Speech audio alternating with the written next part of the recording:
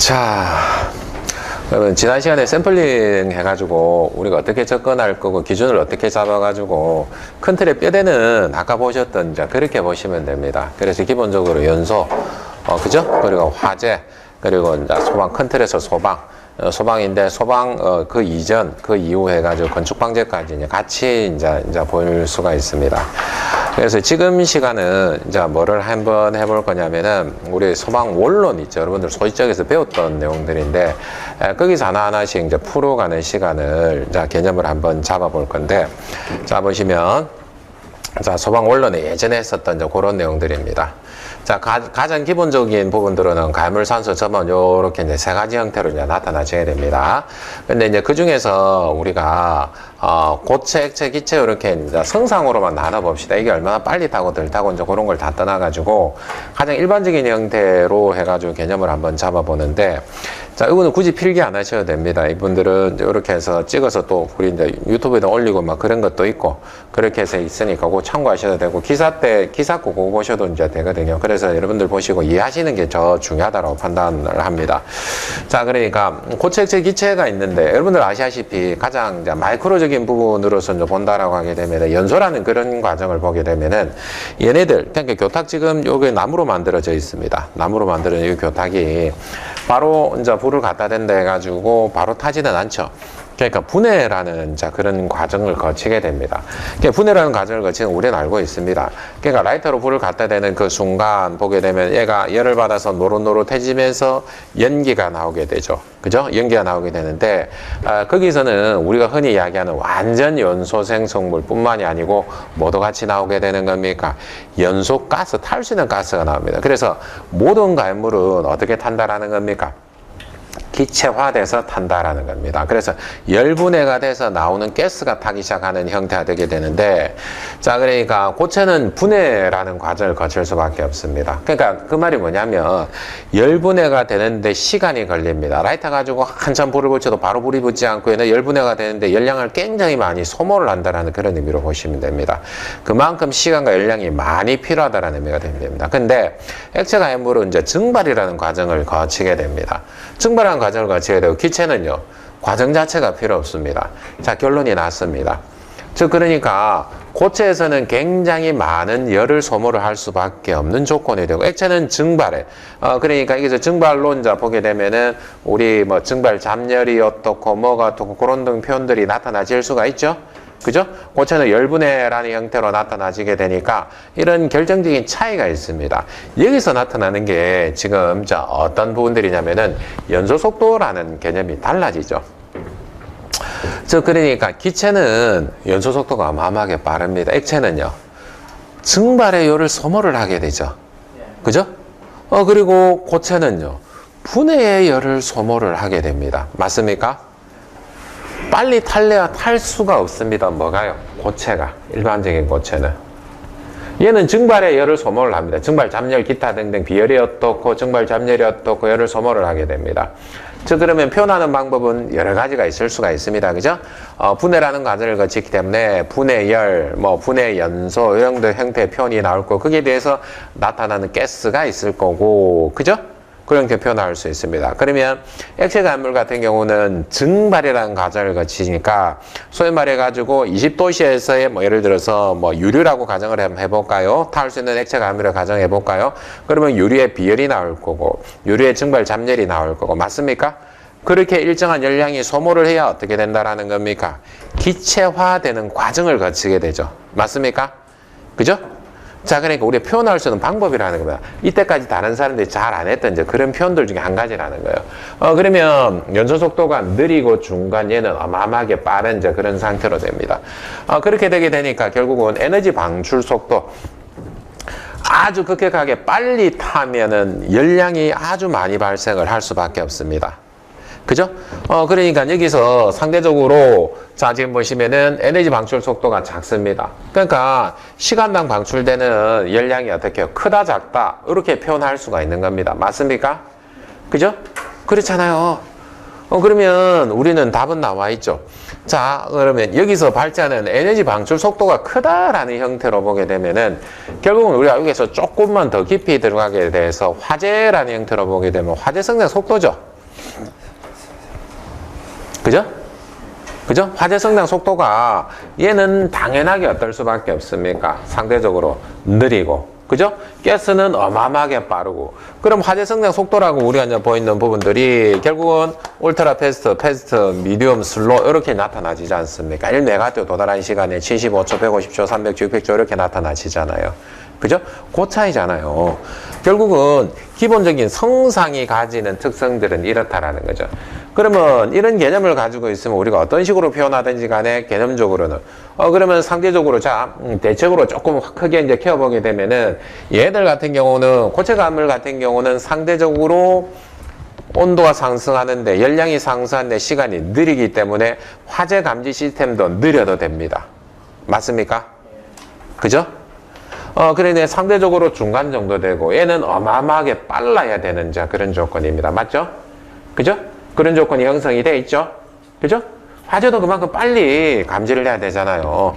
그러면 여기서 화재를 진압하기 위해서 뭐 컨트롤을 하기 위해서 필요한 물의 양이라든가 소화 시스템도 각각 달라져야 됩니다. 맞습니까? 그죠? 그렇죠? 그렇게 되니까 얘는 상대적으로 어떻게 되는 거예요? 물의 양이라든가 이런 분들이 굉장히 많아져야 될 수도 있고 중간 정도 상대적으로 작아질 수 있는 그런 상황이 될 수 있습니다. 그리고 여기서는요 결정적인 차이가 또 하나 나옵니다. 물론 이 부분들은 점화해서 언급이 되기도 할 건데 결국은 자 고체 가연부로 라이트 가지고 한참 열을 가해야 됩니다.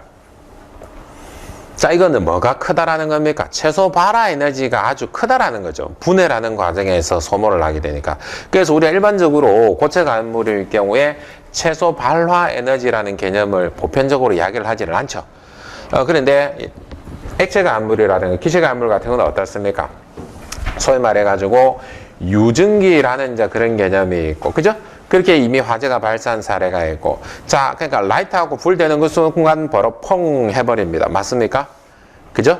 그러니까 액체라든가 기체 가연물 같은 경우는 최소 발화 에너지라는 개념이 생기죠. 이때부터 결국은 뭐를 컨트롤해야 된다? 아주 작은 에너지에서 반응을 하고 아주 급격하게 연소를 하면서 급격한 에너지를 만드는 거야. 그렇게 되다 보게 되니까 결국은 여기서는 뭐를 컨트롤해야 되는 상황이 나오게 되는 겁니까? 점화온을 컨트롤해야 돼. 아주 작은 불티에서도. 여러분들 댁에 가보시게 되면 가스레인지 불티 같은 것도 어떻습니까? 아주 작은 불티에서 불이 탁 붙어버리잖아요. 최소 발화 에너지가 어마어마하게 게임도 안 될 정도로 작다라는 겁니다. 그죠? 그런 차이점들이 나타납니다. 자, 그럼 한번 봅시다. 여기서는 추가적인 이제 개념이 조금 더 필요합니다. 결국은 우리가 온도가 상승합니다. 왜냐하면은 연소는 빛과 열을 수반하는 산화 반응입니다. 그죠? 그러니까 당연히 온도가 상승할 수밖에 없는 그런 조건을 가지게 됩니다. 자, 그런데 온도가 상승을 하면요, 최적의 팽창을 합니다. 이거 우리 어떻게 기술사적으로 표현하면 어떻게 표현할 수 있습니까? 뭐로 표현하는 겁니까? 자, 온도가 상승을 합니다. 그러면 최적의 팽창을 합니다. 이거 뭘로 표현할 수 있어요? 가장 기본적인 이제 부분들은 보일샤릴 법칙이죠.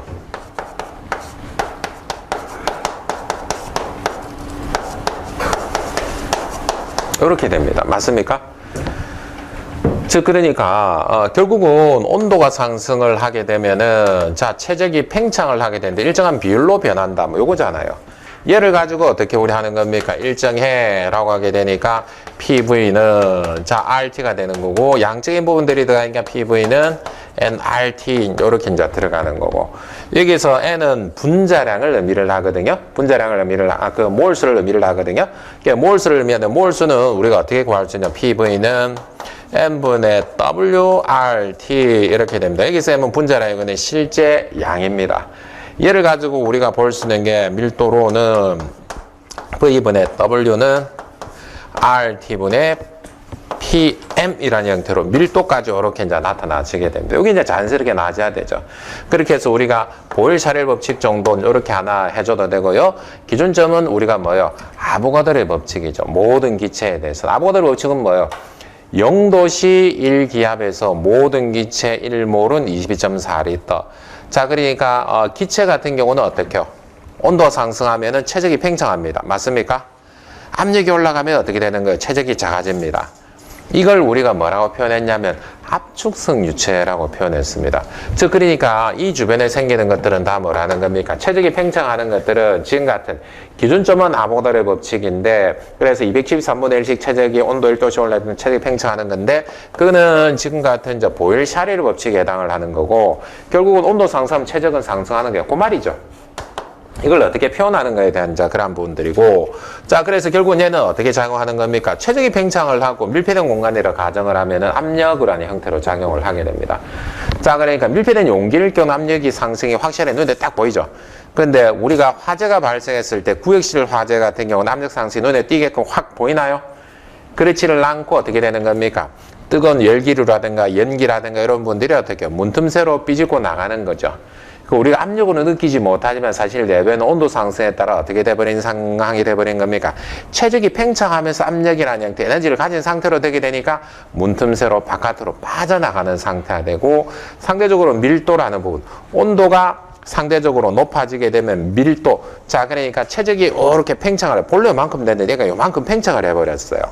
밀도라고 하는 부분들은 킬로그램 퍼 세도메다, 즉 최적당 가지고 있는 물질의 양인데, 자, 무슨 소리가 갑자기 나네요. 그죠?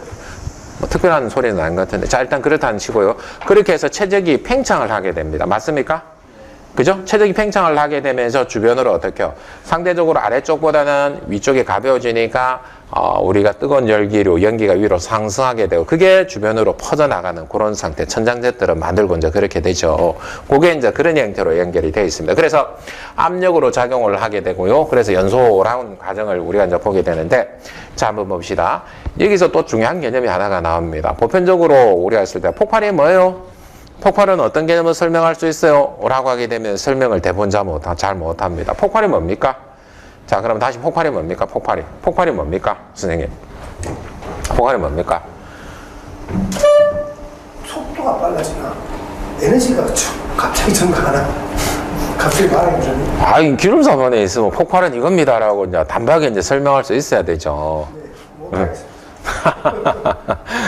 자, 정말 쿨하시게 이제 이렇게 되는데, 제가 이제 그렇게 민망을 드리려고 이제 물어본 건 아니고, 사실은 여기서 이 과정만 이해를 하게 되면은, 이제 폭발이 뭔지, 연소가 뭔지, 압력 상승이 뭔지를 우리가 설명할 수 있기 때문에 그렇습니다.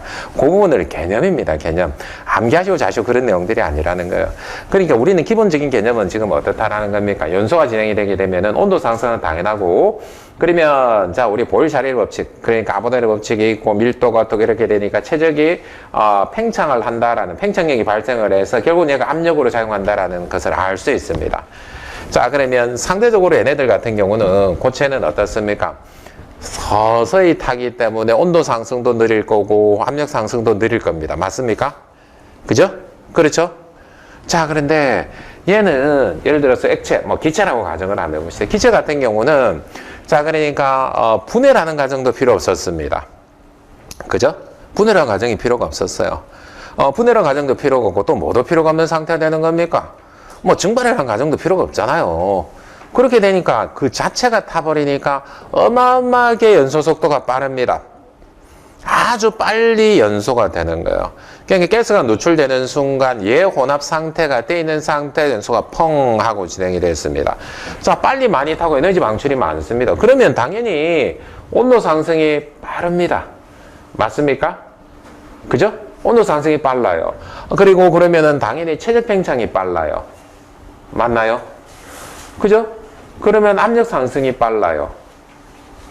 과정은 같은데 사실은 우리가 일반적인 것들, 그러니까 우리의 파이어플럼 같은 거 이제 볼 수 있습니다. 그죠?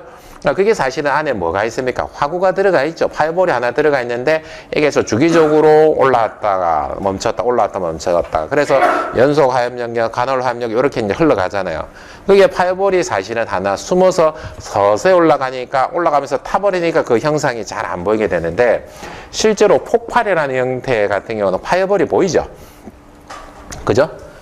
그죠? 화구가 보이잖아요, 화구가. 급격하게 연소가 되면서 펑 하게 되는데 이 속도가 어마어마하게 빠르게 되니까 어떻게 되는 겁니까? 온도 상승도 급격합니다. 맞습니까? 그죠? 최적 팽창도 급격합니다. 그러니까 여러분들 폭탄이 터지거나 영화의 한 장면에서 보시게 되면은 그렇게 화구가 나오는 그런 모양 있죠? 그게 아주 온도가 급격하게 상승을 하고, 그죠? 그리고 최적 팽창이 크고 이게 물리적인 파괴력을 만들 정도의 압력 상승이 순간적으로 일어나면 이걸 폭발이라 그러죠. 그죠?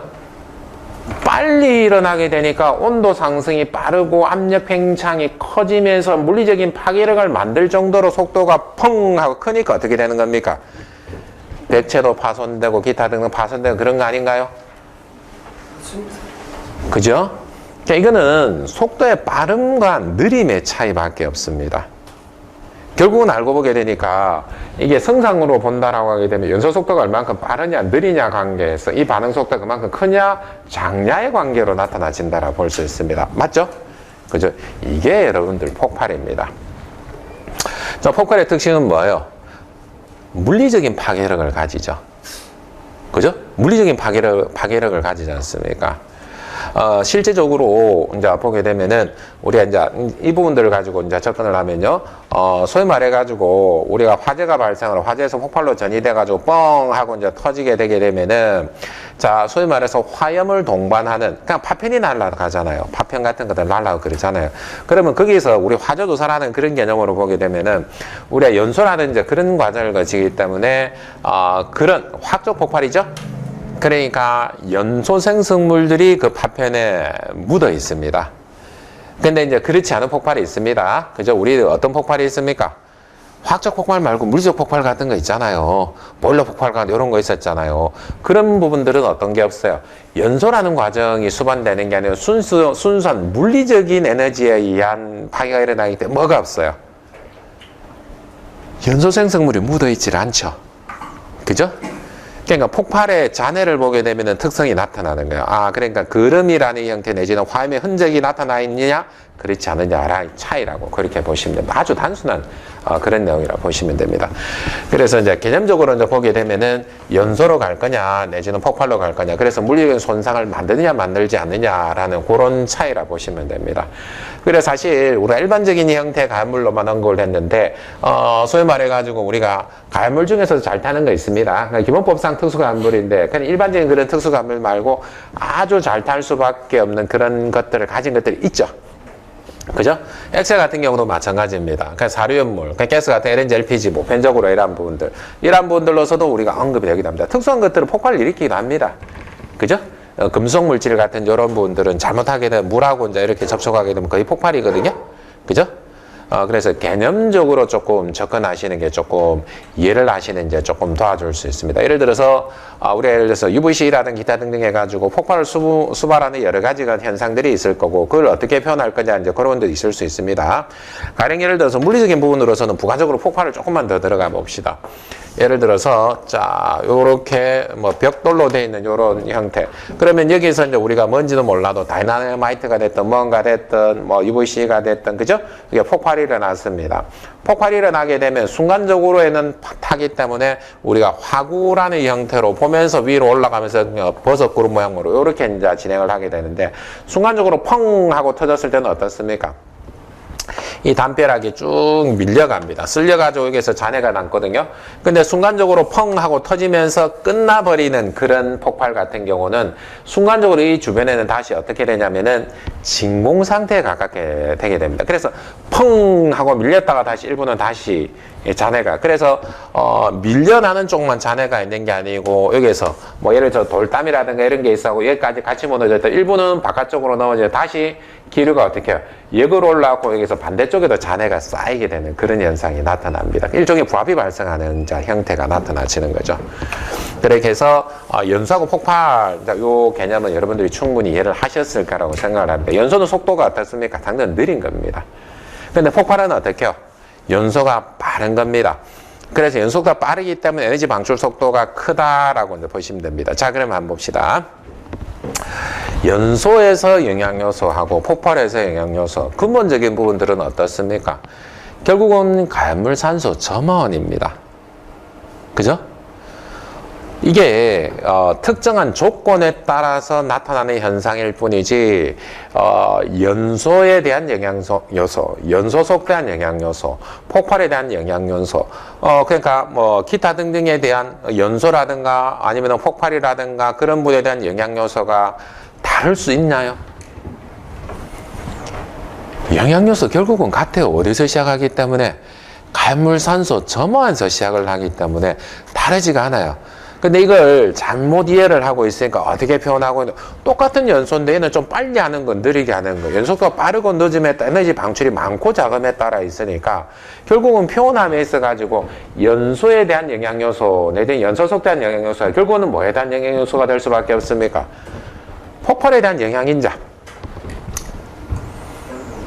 그죠? 화재가 발생하기 위한 영향인자, 아니면은 구역실 화재에서 영향인자, 사실은 다 개념적으로 어떻다라는 겁니까? 다를 수가 없죠. 다를 수가 없잖아요. 그죠? 그 부분만 이해를 해도 사실은 우리 공부량이 어마어마하게 줄어듭니다. 왜냐하면은 이 책을 잘못 표현한 것들을 찾아보게 되면은 연소에 대한 영향에서 다르게 표현해놨고, 연소 속도 다르게 표현해놨고, 폭발 다르게 표현해놨고, 화학 반응이 일어나기 위한 조건, 연소 범위 영향요소, 그런 거 싹 다 다르게 해놨거든요. 다 알고 보게 되면 관여되는 게 뭐에서 시작해서 갈물산소 점화나 시작해서 여기서 끝나버리게 됩니다. 근본적인 내용은 자 그거죠.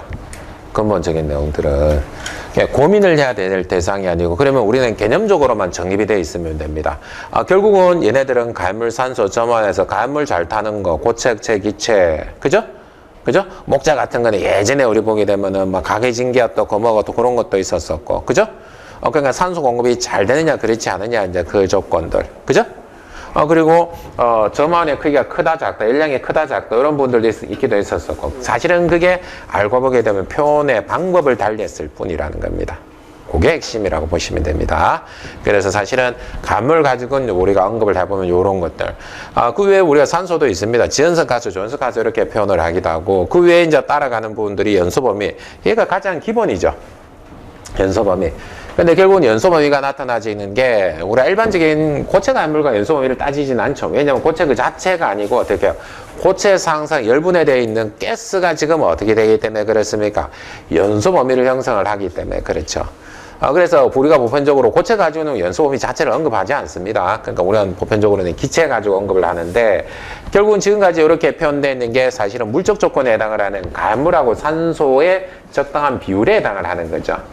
일정한 비율에 해당하는 거, 그게 연소한, 상한 이렇게 표현하는 거고, 필요에 따라서는 아까 잠시 언급됐던 LOI가 어떻고, 그죠? 그죠? 오비가 어떻고, 뭐, 폭발물 같은 오비가 어떻고, 뭐, 이런 형태로 우리가 이제 표현하지 않습니까? 결국은 다 같이 결부될 수밖에 없는 그런 상황입니다. 자, 그렇다면 이번에는, 자, 점화원입니다. 점화원에서 최소 발화에너지 개념은 어마어마하게 중요하죠. 그죠? 뭐 공식도 있고 기타 등등 있고 이제 이렇게 되게 되는데, 그러면 이 점화원을 가지고 표현을 할 수 있는 부분들, 고체 가지고는 우리 보편적으로 점화 에너지가 또 그렇게 표현하지 않습니다. 보편적으로 액체가 어떻고 기체가 어떻고 이렇게 이제 나타나시게 되는데, 보편적으로 보게 되면은 뭐 전기적으로 있는 부분들, 뭐 우리가 또 뭐 기계적인 것들 뭐 이렇게 이제 표현하게 되는데, 이걸 표현을 하게 되는 이제 목적을 가지고 있는 부분들, 즉 최소 발화의 에너지에서 영향을 미쳐가지고 표현할 수 있는 방법들이라 보시면 됩니다. 정기적인 단락지락, 정전기 이런 분들이 점화원으로 생각하는 보편적인 이제 그런 내용들이 이제 들어가 있습니다. 그죠? 그러니까 정전기 사실은 중요하죠. 전기기 중요하고, 일본 같은 경우는 정전기 같은 경우는 규정으로도 정하고 있는데, 일반적인 공산품이라는 그런 분들에서도 우리가 정전기 언급을 하기도 하고 뭐 그렇게 합니다. 실질적으로 우리 입장에서도 정전기 의미를 가지죠. 그죠? 의미를 가지지 않습니까? 그래서 정전기 그 자체도 이제 사실은 중요하기도 하고, 이걸 가지고 단열 압축, 충격, 뭐 마찰 이렇게 표현됐는데, 단열 압축이라는 형태로 우리가 영향을 미치는 부분들. 자, 우리가 예전에 자주 언급되기도 했었던 부분들이었는데, 폭연, 폭갱 있었습니다. 맞습니까? 그죠? 폭연, 폭갱이 있었습니다. 자, 그러니까 예를 들어서, 우리가 뭐라 그럴까? LNG라든가 LPG라든가 그렇게 공급하는 배관 내지는 석유라든가 이런 것들을 공급하는 그런 배관 내부라고 가정을 한번 해봅시다. 그러니까 뭐 조건에 따라 우리가 산소가 좀 있어야 되는 그런 조건이니까 LNG라든가 LPG 조건, LPG 정도, 뭐 LNG 정도 이렇게 이제 부분적으로 생각을 한번 해봅시다. 자, 그러면 여기에서 부분적으로 우리가 점화원이 발생을 하게 되면은 일부 산소가 연소물 형성을 하고 있는 상태에서 마찰에 의해 가지고 여기서 뭔가 펑 하고 터지게 되면은 여기서도 똑같은 상태로 온도 상승하고 그저 최적 팽창을 하고 압력으로 작용을 하는 그런 상태로 되게 되는데 이게 중첩 망곡이라는 형태로 활 모양을 망곡이라 그러죠. 그러니까 소위 말해가지고 우리가 뜨거운 열기류 형상을 해가지고 보게 되면 영화 같은 데 보게 되면은 화염이 화구 같은 거 화염 보게 되면은 요런 모양 있죠? 그냥 구름 모양처럼 이렇게 돼. 그걸 우리가 망곡이라 그렇게 하거든요. 그런 형태로 해가 주변을 퍼져나가게 됩니다. 그러면 여기서는 지금 어떻게 해요? 압력이 계속해서 중첩 될 수밖에 없습니다. 압력이 상승하면은 당연히 어떻게 해요? 온도가 올라가잖아요. 온도 올라가잖아요. 그죠? 그래서 항상 온도하고 압력은 영향요소에 빠질래 빠질 수가 없는 그런 요소지 않습니까? 그렇게 해서 온도가 상승하게 되고, 그죠? 압력이 올라감에 따라 온도가 상승하게 되는 요런 상태를 우리가 뭐라 그러는 거예요? 단열 압축이죠. 그래서 폭갱에서는 별다른 점화원이 없다 하더라도 압력이 상승되면서 뭐를 만들어 버리는 겁니까? 점원의 형태를 가질 수가 있습니다. 대표적인 게 우리 보시면 디젤 엔진 같은 경우에 일정한 압축 비 이상이 되게 되면은 발화점 이상이 되기 때문에 펑 하고 터져버리죠. 그죠? 그래서 디젤 엔진 같은 경우 점화 플러그, 그러니까 점화원으로 작용할 수 있는 요소가 없이 그냥 일정한 압축비를 만들어서 펑 하고 터뜨려 버리는 겁니다. 그죠? 그러니까 소위 말해서 우리 냉장고 같은 그런 경우 보면 냉장고 예전 냉장고 보게 되면은 우리 어떻게 했었냐면 뒤에 조그맣게 시커먼 용기가 하나 있어요. 얘가 압축기였죠. 그리고 제가 어렸을 때는 보게 되면은 냉장고 뒤에 시꺼멓게 이렇게 방열판이 이렇게 돼갖고 연결이 돼 있었는데 이게 이제 결국은 뭐냐면 압축을 하면은 열이 발생을 하게 됩니다. 그러니까 압축한 것을 다시 어디 팽창을 시켜서 방사를 해버리죠. 그렇게 해서 다시 되돌아가지고 압축. 이게 냉장고의 원리였죠. 그러니까 얘는 지금 단절 압축을 하는 거고 팽창을 시키면 어떻게 되는 겁니까? 온도가 하강을 하면서 어떻게 되는 거예요? 냉장고가 시원해지는 그런 형태로 됩니다. 그러니까 실제로 여러분들 그 CO2 가스 있죠. CO2 가스. CO2 가스를 방사되는 것을 한 번이라도 보신 분들 그 내용을 이해를 하시게 되거든요. 제가 예전에 중공검사할 때 CO2 가스를 한 병을 방사한 적이 있었습니다. 한 병을 방사한 적, 소방서에서 요청이 있어서 방사를 한 적이 있었는데, CO2가 몇십 병 정도 돼요. 근데 한 병 정도 내보자라고 했는데, 그때 전기실이 지상에 있었습니다. 거의 옥상에 있었습니다. 그렇기 때문에 시험이 가능했어요. 만약에 지하에 있었으면 방사되는 그 순간 어떻게 될 수 있습니까? 질식할 수 있죠. 눈에 보이지도 않고 그렇기 때문에 굉장히 위험하거든요. 그랬는데 그때 이제 사항을 설명을 하게 되면은 자 기본적으로 우리 보게 되면 저장 용기가 이렇게 있습니다. 저장 용기가 이렇게 있는 상태. 여기 그림을 제가 잘못 그렸네요. 이렇게 집합관이 있는 상태에서 선택 밸브가 이렇게 있고요. 자, 노즐이 있는 요 상태로 되어 있는데 저장 용기가 이렇게 이제 들어가 있습니다. 점점점 이렇게 들어가 있고 여기서 기동 용기가 이렇게 하나 들어가 있어요. 자, 이렇게 들어가 있어요. 자, 그럼 압력 수조력에 들어가 있게 되게 되는데 제반이 있으면요. 제반에서 A 감지기, B 감지기 이렇게 있으면은 그 시그널이 다 들어오게 되면은 솔레노이드로 24V를 탁 튀겨줍니다. 그러면 기동 용기에서 이렇게 압력을 선택 밸브를 가지고 압력을 가해서 피스톤 리즈를 개방을 하거든요. 피스톤 리즈가 하나 들어가 있거든요. 그리고 남아있는 가스를 가지고 어떻게 요 이렇게 저장 용기를 다 개방을 합니다. 이렇게 해서 개방을 시킨 거예요. 그러니까 여기서는 이산탄소가 들어가 있으니까 액체 상태로 액화가스죠, 그죠? 이렇게 들어가 있으니까 온도가 31도씨, 즉 인계 온도가 넘지 않는다라고 하면 액체 상태로 있거든요. 근데 이때 딱 한 병을 터뜨렸어요. 다른 거 다 불려고 딱 한 병만 이렇게 딱 터뜨려서 방사를 했는데 순식간에 여기는 요 배관들 깜짝 놀랐습니다. 저도 소리는 어느 정도 나냐면 켈빈 소총 소리 정도로 빵 하고 소리가 굉장히 큽니다. 굉장히 크게 이제 소리가 나거든요. 깜짝 놀랍니다. 그래야 되는데 한 명이 방사되면서 저기 있는 쓰는 배관들 스케줄 40, 스케줄 80 이렇게 굉장히 두꺼운 거 쓰거든요. 순식간에 살얼음이 쫙 껴버립니다. 순식간에 눈이 못 쫓아갈 정도로 한 명 딱 방사를 해보게 되면은 뭔지 모르지만 색깔이 갑자기 하얗게 변하면서 이렇게 해서 막 방사되고 있는데, 방사된 형상을 보게 되면 우리 방역차 있죠, 방역차 예전에, 그죠? 방역차 따라할 때 그 정도로 쭉 방사되거든요. 그러면서 여기 있는 배관에 살얼음이 쫙 닦여 있어요. 자세히 보게 되면 이게 뭐지 하고 이제 보면은 이게 이제 살얼음이, 공기 중에 수분이 응결이 돼가지고 순식간에 그렇게 되면 사람 바로 잡고 있으면 동상입니다, 동상.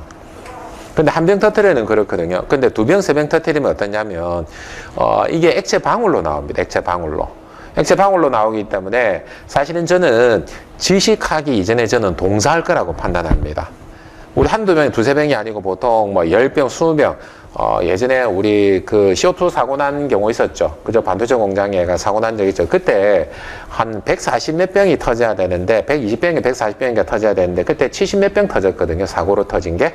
다 안 터졌어요. 다 안 터졌는데, 그러면 어마어마하게 나오게 되고, 그 양 자체가 어마어마하게 나오면서 액체 상태로 이제 액체 CO2를 사람이 몸에 맞는다 생각하면 지식하기 이전에 저는 동사할 거라고 판단을 합니다. 그 정도라 보시면 되거든요. 그래서 굉장히 순식간에 얘는 지금 어떻게 돼버리냐면 살얼음이 쫙 버립니다. 그렇다라는 것은, 자, 팽창을 시키면 어떻다라는 겁니까?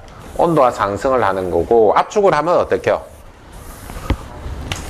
그 온도가 아까는 온도가 다운되는 거고, 압축을 하면은 온도가 어떻게요? 상승하게 되니까, 대표적으로 폭갱 같은 이제 그런 경우는 어떻게 되는 겁니까? 점원이 저절로 생성이 되죠. 그러면 한번 뻥 하고 여기서 터지게 되면은, 즉 밀폐된 공간이기 때문에 밀폐된 공간의 내부의 압력은 동일합니다. 무슨 원리입니까? 어떤 원리입니까? 밀폐된 공간 내부의 압력은 동일해, 이거. 자, 여러분들 요런 것들, 자, 요런 것들을 여러분들 중간에 이해를 좀 잘 하셔야 됩니다. 파스칼의 원리죠. 파스칼의 원리잖아요. 그러니까 여기 압력 P1 이꼴 P2 이렇게 되는 거.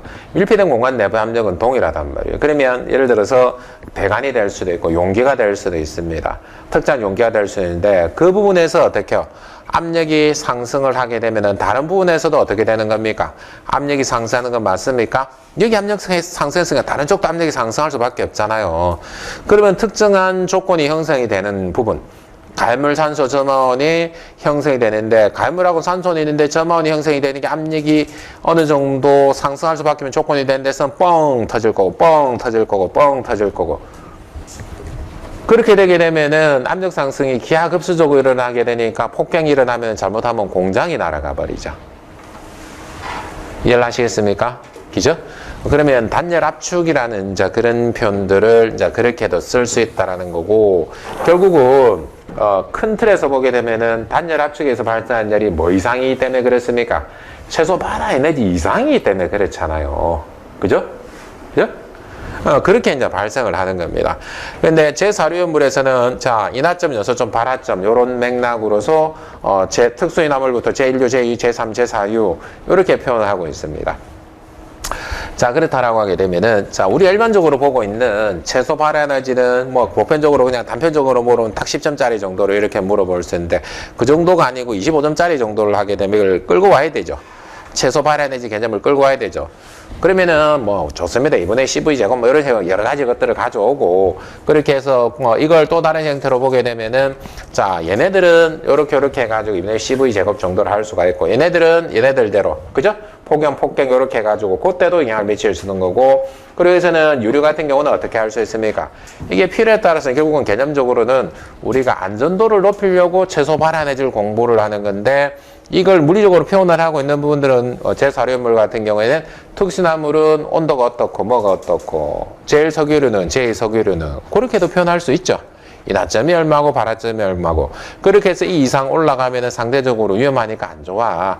그러니까 불이 붙을 우려가 있어, 염려가 있어. 뭐 이렇게 이제 볼 수가 있는 겁니다. 어떻게 표현하는 것에 대한 문제라고 보시면 되죠.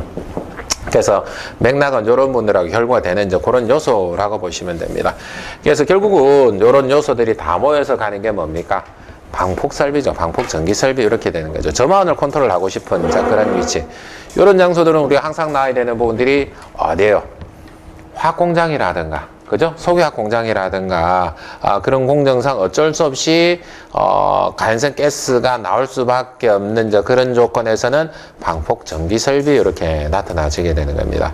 그래서 결국은 얘네들이 같이 기결이 됩니다.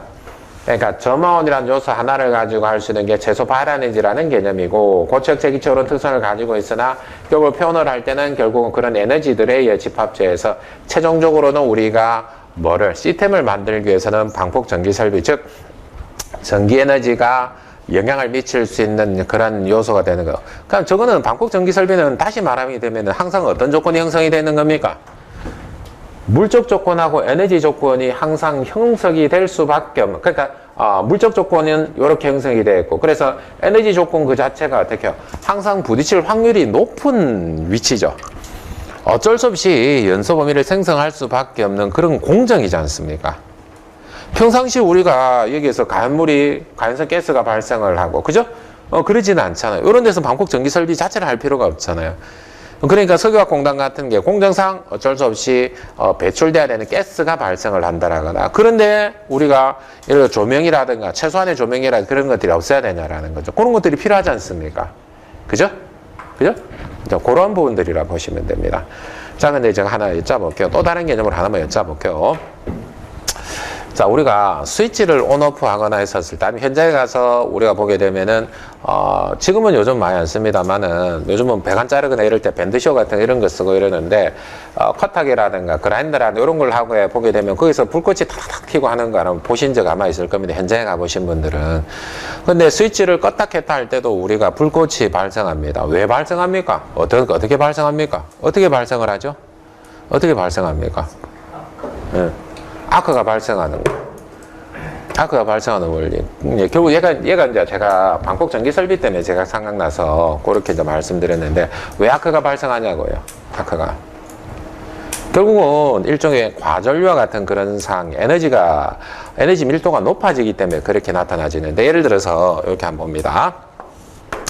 자, 스위치가 하나 있습니다. 스위치가 이렇게 해가지고 딱 이렇게 이제 돼 있는데 이게 접합하고 있는 이런 부분들입니다. 그래서 여기에서 연결이 돼 있는 스위칭이 된 이런 부분인데 얘가 올라갔다 내려갔다 올라갔다 내려갔다 이렇게 붙는 형태라고 가정을 한번 해보자고요. 그러면 스위치가 눌러진 상태, 그렇게 형광등이 켜져 있는 상태가 얘라고 가정을 한번 해보게 되면은 결국은 전류가 흐르기 위해서는 결국은 일정한 면적이 있어야 됩니다. 맞습니까? 일정한 면적이 있어야 되는 그런 상태가 됩니다. 그래서 결국은 여기서 보시게 되면은 H는 I 제곱 RT 이렇게 나타나시게 되는데 결국은 이게 주율열이 발생하는 현상은 무조건 전류가 흘러야 되죠. 그죠? 그죠? 일정한 저항이 있고 일정한 시간 동안 흘러야만 뭐가 발생하는 겁니까? 주율열이 발생을 하는 거지 않습니까? 그런데 평상시 접점이 이렇게 붙어 있어 스위칭이 돼 있을 때는 이렇게 요 면적을 통해 가지고 그러니까 소위 말해서 일정한 단면적 이상이 돼야만 어떻게 되는 겁니까? 전류가 흐르지 않습니까? 자, 그러면 얘가 스위칭이 딱 되어 있다가 떨어지는 그 순간 정도 한 요 정도라고 가정을 한번 해봅시다. 자, 얘가 이제 스위칭이 돼서 딱 떨어지는 한 요 정도 되는 시점이라고 가정을 해보게 되면은 여기서 딱 붙어 있는 요 지점까지 아주 미세하게 붙어 있는 그 지점까지는 극단적으로 전류가 흘러가야 되는데 단면적이 아주 작아져 버렸습니다. 그죠? 단면적이 아주 작아져 버리게 되니까 일종의 여기서는 전류가 어떤 상태를 넣어버릴 수가 없습니까? 그러니까 본래는 이 정도 면적에 붙어있는 상태에서 흘러가야 되는 게 이렇게 떨어져 버렸으니까 극단적으로 붙어있는 상태가 되니까 아주 작은 단면적에서 전류가 이때까지 했던 것만큼 흘러가야 되니까 일종의 과전류 같은 상태가 돼버립니다. 맞습니까? 아주 미세하게가 떨어지면서 자, 여기서는 절연이 파괴된다고 우리가 표현을 하죠. 에너지 밀도가 아주 높아진 상태에서 아주 미세하게 떨어져 있으면서 얘하고 여기에서 여기로 에너지가 딱 점프를 합니다. 그죠? 그게 우리가 보고 있는 아크죠. 아크, 스파크 이런 거죠. 그렇게 되니까 저런 점화원이 최소 발현의 이상이 되는 조건은 어떻게 되는 겁니까? 펑 하고 터져버리는 거죠. 그렇지 않기 위해서 얘를 어떻게 하는 겁니까? 아예 공기하고 접촉을 하지 않도록 하겠다. 아니면은 견디도록 하겠다. 폭발이 발생해도 견디도록 하겠다. 그게 우리가 알고 있는 방폭 전기 설비 이렇게 되잖아요. 그죠?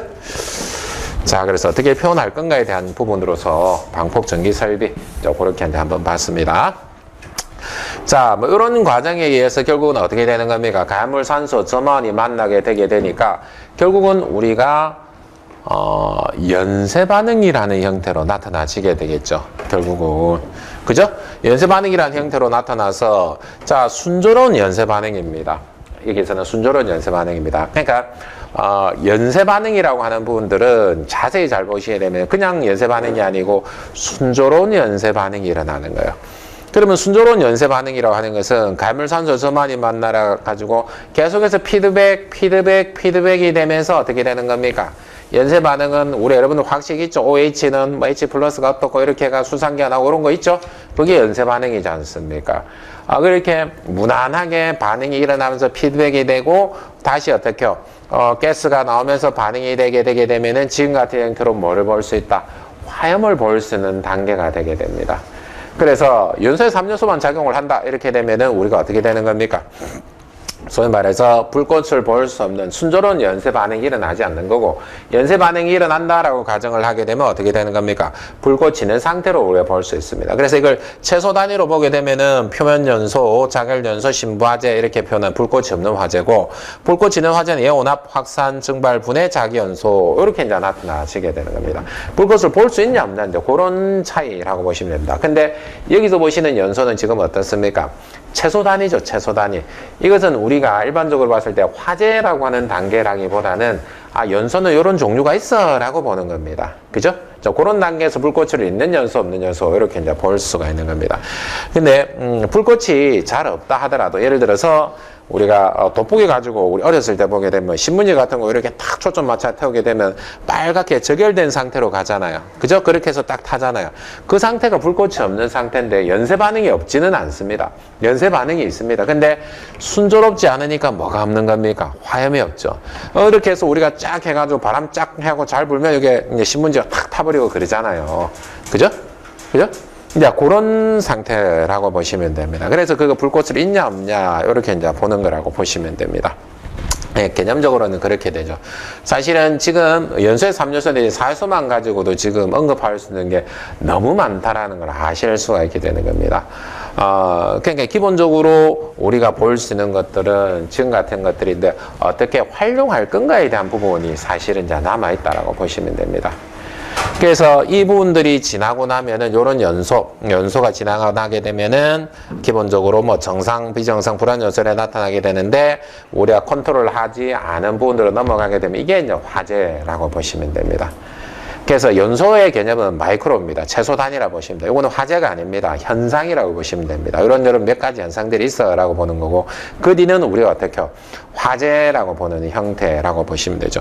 근데 여기서 보시게 되면 제가 사실은 언급하지 않은 기본적인 이런 것들은 여러분들이 잘 아시는 내용이라고 보면 되는데, 확산은 반드시 이해를 하셔야 되죠. 확산암 자체는 반드시 이해를 하셔야 되는 건데, 이미 수업은 다 하셨다라고 이제 판단을 하고, 확산암의 구조는 어떻습니까? 뭐 갖고 설명하는 게 제일 좋습니까? 확산암의 개념은. 뭐 갖고 설명하는 게 제일 좋습니까? 뭐 갖고 설명했습니까? 확산암은. 어떻게 설명했습니까? 이중일서 똑바로 강의했나 안 했나 확인하려고. 자, 그러니까 제가 봤을 때,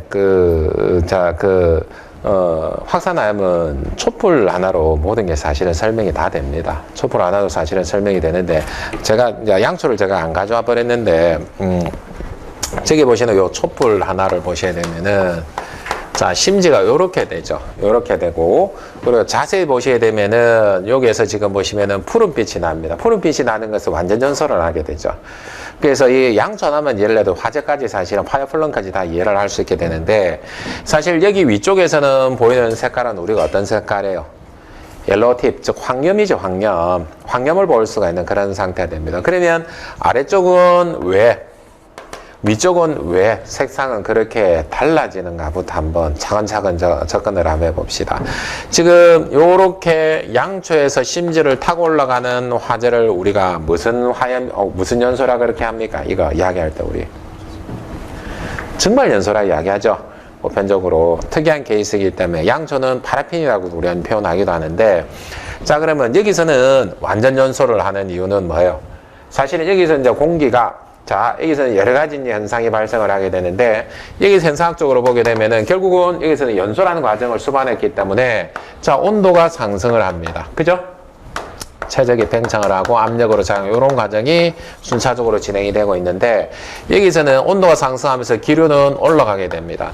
즉 그러니까 기류 분포라든가 에너지 분포를 보게 되면요, 여기서 뭐 요런 형태로 분포를 가지게 되죠. 요거 여러분들 파이어플럼에서도 요거 이제 여러분들 그림으로 한번 보셨을 겁니다. 양초도 마찬가지라는 거예요. 그러면 결국은 이렇게 온도가 상승하면서 여기서는 어떤 현상이 발생할 수밖에 없습니까? 1차적으로 최적이 팽창을 하게 되니까 여기서는 팽창력이 발생을 하죠. 그죠? 팽창을 하게 되면 여기서는 반드시 뭐가 수반이 돼야 되는 겁니까? 밀도라는 요소, 온도가 상승하기 때문에, 자 그러면 주변의 기체는 어떻게 됐었습니까? 온도 상승하면 최적은 팽창한다 그랬습니다. 이거는 뭐 때문에? 기체는 압축성 유체이기 때문에. 그러면 밀도로 가는 것은 밀실한 정도입니다. 자, 본래 이 정도 최적을 가졌던 게, 자, 이렇게 팽창을 해버렸으니까 밀실한 정도, 밀도는 커졌습니까? 작아졌습니까? 밀실한 정도가 작아져 버렸어. 밀도가 작아져 버렸죠. 그죠? 그러니까 상대적으로 얘는 지금 어떻게 밀도가 큰 상태고, 얘는 상대적으로 밀도가 작아져 버렸습니다. 상대적으로 어떻다라는 겁니까? 가벼워져 버렸습니다. 그죠? 가벼워져 버렸으니까 결국은 여기서는 어떻게 밀도로는 RT분의 PM 이렇게 되는 요소가 되는데, 결국은 얘가 팽창력과 관계되는 부분들이 결국은 밀도가 지금 어떻게요? 밀실한 정도가 작아져 버렸으니까 주변의 공기보다 얘는 어떻게 위로 상승할 수밖에 없는, 지그시 주변의 차가운 공기가 밀어주게 되고, 이걸 우리가 부력이라 그러죠. 부력이라 그러는 겁니다. 혹시 부력의 개념 정확하게 이해를 하고 계십니까? 정확하게 이해를 하고 계십니까? 부력이 뭔지 설명할 수 있어요? 설명해 줄 수 있어요? 혹시 설명해 주실 수 있어요? 예? 밀어내. 그냥 잘 모르면 내가 설명을 해 주려고. 이해가 좀 잘 안 돼 있으면 설명해 주려고 그런 건, 부력을 좀 이해를 하기 어렵습니다. 그렇기 때문에 이제 제가 그래 말씀드린 거거든요. 그러면 제가 시간 조금 내가지고 이 부력을 지금은 설명해 줄 수 있는 시간이잖아요. 유체에 대한 부분을 이해를 하게 되면은 많은 부분들이 조금 편해지거든요. 표현할 수 있는 방법도 좀 다양해지거든요. 그래서 부력을 제가 설명을 하나 해드릴게요. 자, 그러면 사실은 여기서 부력이라는 힘이 이제 발생을 해서 얘를 쭉 밀어내면서 아래쪽에 차가운 공기가 올라온다. 요걸 설명하기 위해서 사실은 이제 그렇습니다. 근데 1차적으로 부력이라는 걸 한번 제가 설명을 드릴게요. 자, 얘는 우리가 기체를 가지고 부력을 설명을 하게 되면 여러분들이 이해가 좀 잘 안 될 수밖에 없습니다. 왜냐하면 눈에 보이지 않기 때문에 그렇습니다. 자, 그럼 예를 들어서 액체라고 가정을 한번 해봅시다. 액체에 배가 이렇게 하나 떠 있어요. 자, 선박이 이렇게 하나 떠 있어요. 자, 이렇게 요만큼 잠겨버렸습니다. 잠겨버렸는데, 자, 선박은 중력에서 힘이 어디로? 아래로 내려갈 수밖에 없습니다. 이 선박의 무게만큼 이렇게 내려가는 거죠. 그죠? 그죠? 자, 그러면 여기서 이제 가장 기본적인 몇 가지가 필요하게 되는데, 자, 이 선박의 최적을 우리가 V1이라 가정을 한번 해보고요. 그리고 이게 선박의 비중량입니다. 이거를 감마 1이라 가정을 한번 해봅니다. 이게 무슨 말이냐면은, 비중량이라고 하는 것은요, 단위를 보게 되면 뉴턴 퍼 세제곱미터, 즉 최적당 무게를 의미를 하게 되고, 이 배의 최적이 해당을 하게 되니까, 자, 이 배의 무게는요 이렇게 구할 수 있습니다. 감마 1 V1 이렇게 해가지고 구할 수 있습니다. 이건 뭐예요? 배의 단위 최적당 무게에다가 배의 최적을 곱했으니까 결국은 여기서 남는 것은 뉴턴만 남습니다. 맞습니까? 요거거든요. 이거 딴 거 구한 거 아니고 배의 무게 구한 겁니다. 배의 무게. 배의 무게가 어디로? 아래쪽으로 작용을 하고 있는 거예요. 근데 배가 희한하게 물 위에 떠 있습니다. 쇳덩어리가. 그죠? 쇳덩어리가 떠 있습니다. 결국 이 말은 무슨 말이냐면은, 얘는 물 아래쪽으로 중력이 지그시 누르고 있는데 반해 액체는 얘를 이물질로 생각을 합니다. 그렇기 때문에 얘를 밀어내려고 하는 그 힘이 발생을 합니다. 이 힘이 부력의 실체거든요. 이 힘은 어떻게 되냐면은, 자, 예를 들어서 바닷물이라 가정을 하고요. 바닷물의 단위 최적당 무게 비중량을 감마2라 그럽니다. 자, 그런데 바닷물이 요만큼 밀려났어요. 요 최적. 배의 무게에 해당하는 최적만큼 밀려났습니다. 이 최적을 우리가 V2라고 가정을 한번 해봅니다. 그러면, 자, 이 배의 무게 때문에 밀려난 최적이 요만큼이야, 요거예요. 요만큼이야. 그러면 요렇게 됩니다. 자, 그러니까 이게 전체 배의 최적이고 무게고 이렇게 된다라고 하게 되면은, 자, 이 배의 무게 때문에 밀려난 바닷물은 요게 빗금쳐져 있는 얘라는 거야. 얘라는 거야. 이 무게가 같아요. 이 무게가 같으니까 어떻게 하고 있냐면 배가 평형을 이루고 있는 겁니다. 상대적으로 물의 무게보다 얘가 더 무거워요. 가라앉아 버려요. 이게 이렇게 될 수 있는 부분들은 체적이 크기 때문에 그렇습니다. 상대적으로 여러분들 돌 있잖아요. 돌 같은 경우는 물속에 어떻게 그대로 가라앉아 버립니다. 왜 가라앉아 버리냐면은 물보다 무겁습니다. 기본적으로. 근데 우리가 배 같은 경우는 얘는 안에 텅텅 비었죠. 체적만 키워놓은 거예요. 체적만 상대적으로. 그러니까 결국은 이제 부력의 정체는 이렇게 됩니다. 힘 F2는 밀어내는 힘입니다. 감마 2, V2 이렇게 되거든요. 요건 뉴턴으로 되는데 이 두 힘이 평형을 이루고 있어. 이겁니다. 자, 그럼 한번 보십시오. 아래쪽으로 내려오는 무게가 있을 거고 얘가 거꾸로 밀려나가는 액체가 밀어내려고 하는 그 힘이 있거든요. 이걸 부력이라 하거든요. 근데 만약에 그러면 돌멩이면 어떻게 되지? 이렇게 됐는데 여러분들 한번 어릴 때 기억을 한번 해보시게 되면은 강바다라든가 아니면은 강이라든가 바다 속에 돌을 한번 들어보면은 공기 중보다 훨씬 가볍다는 거 아실 수 있습니다. 그게 왜 그랬냐면 여기 있는 요 체적만큼 도로의 체적만큼 사실은 물이 밀어내고 있기 때문에 상대적으로 가고 이게 물 위에 나오는 순간 무거워집니다. 왜냐하면 그 지무게를 그대로 들고 있기 때문에 요게 부력의 실체거든요. 자, 그러면 한번 봅시다. 자, 액체 상태에서 보면은 부력은 이렇게 되게 되는데, 자, 지금 밀폐된 공간에서 부력이라는 형태로 보면 화재가 발생을 했고, 얘가 상산임이 발생을 하게 되는데, 이 주변에는 어떻냐면요, 여기하고 딱, 여기는 요 구간이라고 가정을 한번 해봅시다. 여기서는 지금 온도가 상승을 했습니다. 자, 최적이 팽창을 했습니다. 자, 그러면 얘는 지금 딱 요렇게 되는 요 부분이 있고 여기 있는 부분들은 지금 뭐라고 생각을 한번 해보냐면 바닷물 속이라 가정을 한번 해보는 거예요. 얘는 지금 어떻게 배라고 가정을 한번 해봅시다.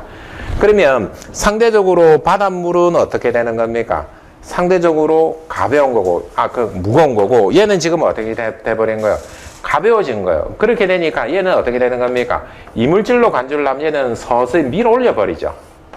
주변에 있는 차가운 공기가 상대적으로 더 무거우니까 가벼워져 있는 그 팽창해 있는 요 기체를 지그시 밀어올려 버리는 겁니다. 물 속에 있는 것처럼. 그죠? 그 힘이 부력이라고 보시면 됩니다. 조금 힘들어 하시는 분 계신 것 같습니다. 그래서 상대적으로. 네, 괜찮습니다. 예. 그러면 결론적으로 외부 공기가 들어와서 부력이 올라가는 거예요. 부력이 올라가기 때문에 차가운 공기가 들어오는 거예요. 그거는 지금 보시면 무슨 의미냐면은 자, 이렇게 됩니다. 예를 들어서 구획실 화재일 경우 제가 요거는 이제 단편적으로 봐가지고 얘는 상대적으로 온도가 올라가서 작아진 형태의 우리 이제 기체 작아진 형태의 물질이라고 가정을 하고 얘는 상대적으로 무거운 물질이라고 가정을 해보게 되면은 얘가 어쩔 수 없이 위로 상승할 수밖에 없죠. 그러면은 자, 여기 내부에 있는 기류가 이 공간을 메우든 아니면은 바깥에는 계곡부에서 차가운 공기가 이 공간을 메우든 공간을 메울 수밖에 없죠. 그리고 상대적으로 얘는 선장이라는 뭐가 만났냐면은 장애물을 만나게 됩니다.